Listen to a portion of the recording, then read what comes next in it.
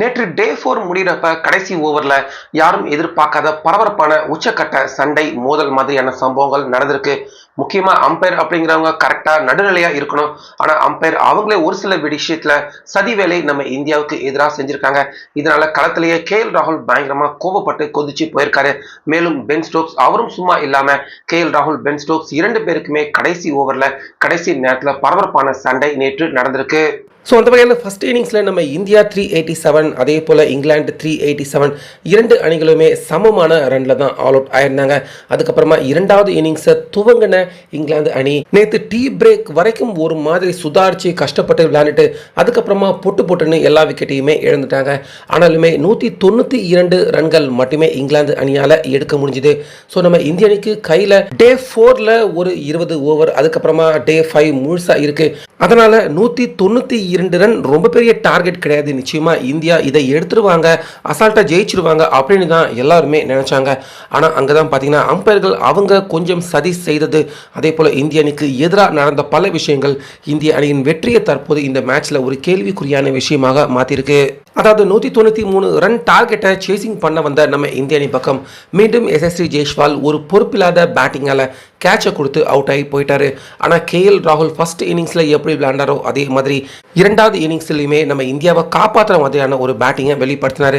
ஆனால் அதுக்கு அப்புறமா வந்த கருண் நாயர் ஃபர்ஸ்ட் டெஸ்ட்டும் சரி, இரண்டாவது டெஸ்ட்டும் சரி, இப்போ மூன்றாவது டெஸ்ட்டும் சரி பந்து வீணாக்குறாரு, களத்தில் கொஞ்ச நேரம் நிற்கிறாரு, ஆனால் ரன்ஸ் மட்டும் அடிக்காமலே அவுட் ஆயிடுறாரு. ஆனால் இந்த மேட்ச்லையுமே சீக்கிரம் அவுட் ஆயிட்டாரு. ஆனாலுமே அவருடைய அவுட்ல சர்ச்சை இருக்கு. ஏன்னா இம்பாக்ட் தெல்ல தெளிவாக வெளியே இருக்கிறது தெரியுது. ஆனால் அம்பையர் அவுட் கொடுத்துட்டாரு. கருண் நாயர் அவரும் ரிவ்யூ வேஸ்ட் பண்ண வேணாம் அப்படின்னு நினைச்சிட்டு கம்னு போயிட்டாரு. ஆனால் கருண் நாயர் அவருடைய அவுட்ல பார்த்தீங்கன்னா கண்டிப்பாக இம்பாக்ட் வெளியே இருக்கிறது தெல்ல தெளிவாக தெரியுது.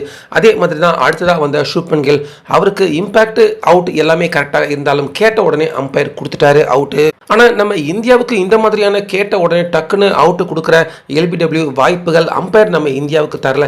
இதனால தான் அம்பையர்கள் மேலே மிகப்பெரிய சந்தேகமே பார்த்தீங்கன்னா இந்த மேட்ச்ல எழுது. ஸோ கில் அவரை தொடர்ந்து அடுத்ததாக முக்கியமான பெரிய பேட்ஸ்மேன்கள் யாரும் வரல. நைட் வாட்ச்மேனாக ஆகாஷ்தீப் அவர் தான் உள்ள வந்தார்.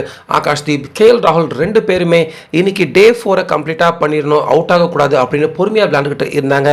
ஆனால் அம்பையர்கள் பார்த்தீங்கன்னா நம்ம இந்தியாவுக்கு பாலை மாற்ற மாட்டாங்க. ஆனால் இங்கிலாந்து அவங்க கேட்டால் மட்டும் பாலை மாற்றுற மாதிரி பாலை சேஞ்ச் பண்ணலாமா இல்லை வேற பழைய பந்து ஏதாவது மாற்றலாமா அப்படிங்கிற மாதிரி ஒரு டிஸ்கஷன் பால்களை கையில் வச்சுக்கிட்டு அம்பையர்கள் சில நிமிஷம் பார்த்தீங்கன்னா பாலை சேஞ்ச் பண்ணுற மாதிரி பேசிக்கிட்டு இருந்தாங்க.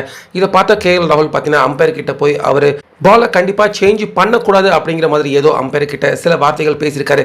ஸோ அந்த நேரத்தில் அங்கே வந்து பென் ஸ்டோக்ஸ் அவரும் KL ராகுல் அவர்கிட்ட சண்டை போடுற மாதிரியான ஒரு விவாதத்தில் ஈடுபட்டிருந்தாங்க. அதுக்கு அப்புறமா கடைசி ஓவர் கரெக்டாக பேசிக்கிட்டு இருக்கிறப்ப ஆகாஷ்தீப் பார்த்தீங்கன்னா அவர் கால் வலி, ஒரு மாதிரி இடுப்பு வலி அப்படிங்கிற மாதிரி இந்தியன் டாக்டர்களை கூப்பிட்டு ஒரு மாதிரி செக்அப் மாதிரி அந்த இடத்துல பண்ணிட்டு இருந்தாரு. ஸோ நேற்று டே 3 நிறைவடைகிறப்ப எப்படி இங்கிலாந்து பேட்ஸ்மேன்கள் அவங்க நேரத்தை வீணடிச்சாங்களோ அதே மாதிரியான ஒரு செயல் இது அப்படின்னு சொல்லலாம் ஆகாஷ்தீப் அவர் செஞ்சது. ஸோ இந்த இடத்துல பென் ஸ்டோக்ஸ் அவர் மீண்டும் பார்த்தீங்கன்னா கோபப்பட்டு வந்து KL ராகுல் அதே போல ஆகாஷ்தீப் 2 பேருக்கிட்டையுமே அந்த மொமெண்டமை மாத்துறாங்க இந்தியன் பிளேயர்கள் அப்படின்னு சண்டை போட்டிருக்காரு. அந்த நேரத்தில் அம்பையர்கள் கூட நம்ம இந்தியன் பிளேயர்களுக்கு சப்போர்ட்டாக வராமல் கம்னு தான் பார்த்தீங்கன்னா வேடிக்கை பார்த்துக்கிட்டு இருந்தாங்க.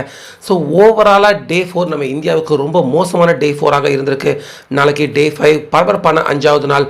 நம்ம இந்தியாவுக்கு 135 ரன் வெற்றியின் டார்கெட்டாக தேவைப்படுது. 6 விக்கெட் மட்டும்தான் கையில் இருக்கு. ஸோ நம்ம இந்தியா இந்த டார்கெட்டை அடிச்சு ஜெயிப்பாங்களா இல்லை ஜெயிக்கிறது கஷ்டமா? உங்க கருத்து என்ன அப்படிங்கிறத சொல்லுங்க.